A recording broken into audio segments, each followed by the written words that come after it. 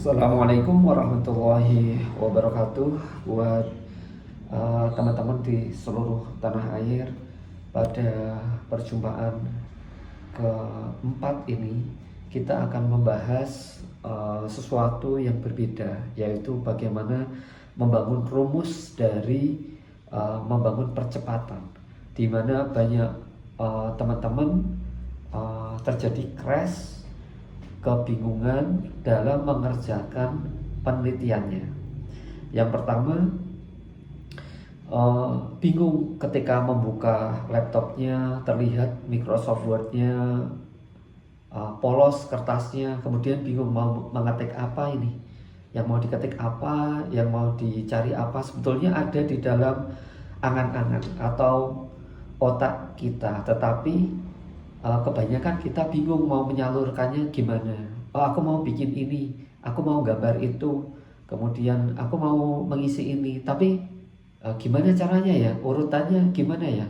Nah, seperti itu. Maka pada perjumpaan kali ini saya akan memberikan rumus sederhana, yaitu kalau dikasih tema itu temanya menulis cepat, mengeditnya lambat. Seperti itu.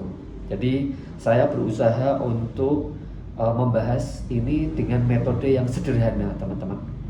Anggaplah di otak kita menjadi dua orang yang berbeda. Yang pertama menjadi seorang insinyur, kemudian yang kedua menjadi seorang seniman. Seperti itu.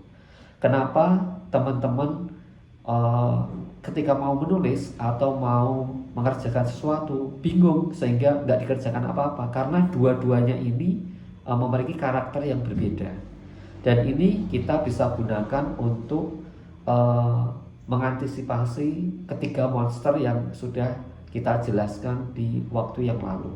Seperti itu.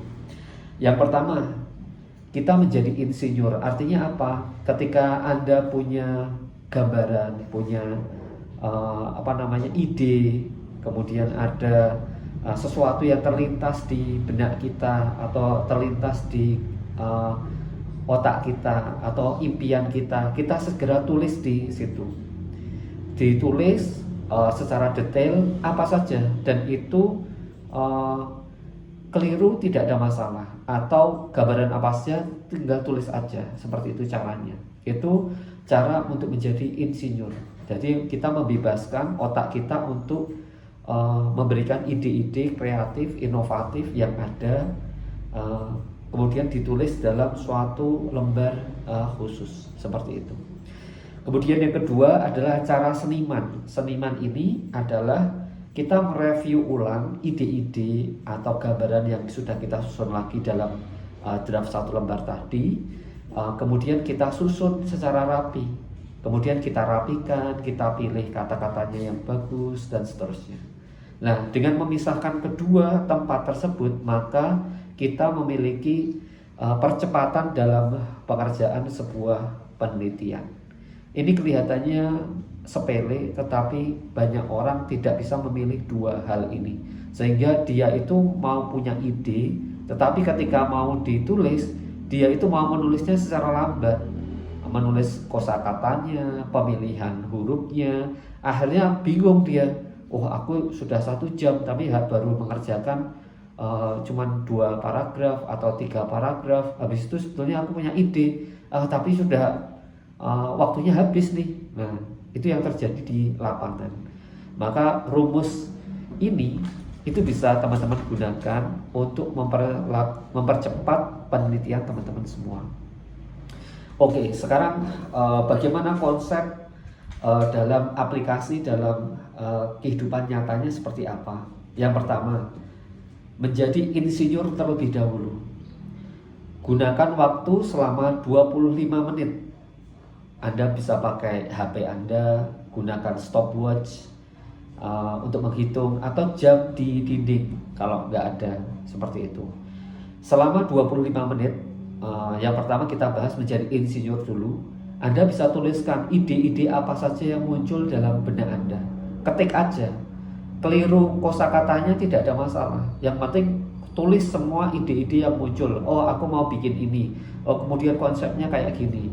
Kemudian aku mau menggambar kayak gini. Nanti di dalam gambarnya mau dibikin kayak gini. Terus lakukan aja, tulis aja selama 25 menit tanpa jeda.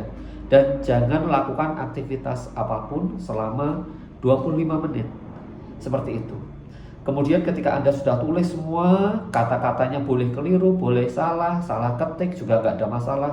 Yang penting Anda fokus 25 menit itu mencurahkan apapun ide yang Anda punya. Seperti itu. Itu metode yang pertama, metode menjadi insinyur. Seperti itu. Kemudian yang kedua, waktu jeda, istirahat dulu. Istirahat, lakukan aktivitas apa terserah Anda, supaya menghibur. Anda bisa mendengarkan lagu, main musik, atau memasak, atau aktivitas apapun yang membuat lupa dengan aktivitas yang tadi. Kemudian yang kedua, ambil waktu khusus untuk menjadi seniman, gampangnya seperti itu. Nah, waktunya Anda harus posisinya rileks, kemudian tidak ada masalah, tidak ada beban dan lain sebagainya. Nah, waktu-waktu rileks itu Anda gunakan untuk mengerjakan itu. Aplikasinya juga sama. Ambil waktu 25 menit ke depan, kemudian ambil satu brief atau satu lembar yang kemarin teman-teman lakukan, kemudian diedit secara rapi seperti itu. Disusun dibolak-balik juga bisa. Coba dipikirin, oh yang ini di bagian atas nih, yang ini ditaruh di bawah. Kemudian kata-katanya yang rapi seperti apa. Kemudian alur logikanya seperti apa. Logika itu urut-urutannya seperti apa. Yang ini duluan nih, oh habis ini yang tengah harusnya yang ini ditaruh di tengah. Diedit seperti itu.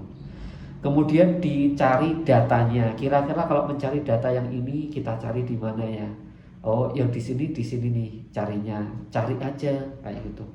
Kalau belum ada waktu seniman ini bisa dibagi menjadi 25 menit hari pertama, 25 menit hari kedua, kemudian 25 menit di hari ketiga. Kalau masih kurang lagi, lakukan lagi 25 menit di hari selanjutnya. Kenapa 25 menit tidak kita lakukan seharian? Karena ini supaya kita refresh, teman-teman. Seperti itu yang bisa dilakukan. Dengan metode seperti itu, Anda bisa mempercepat penelitian itu dalam waktu seminggu, 7 hari, 5 hari selesai penelitian dan tersusun dengan rapi.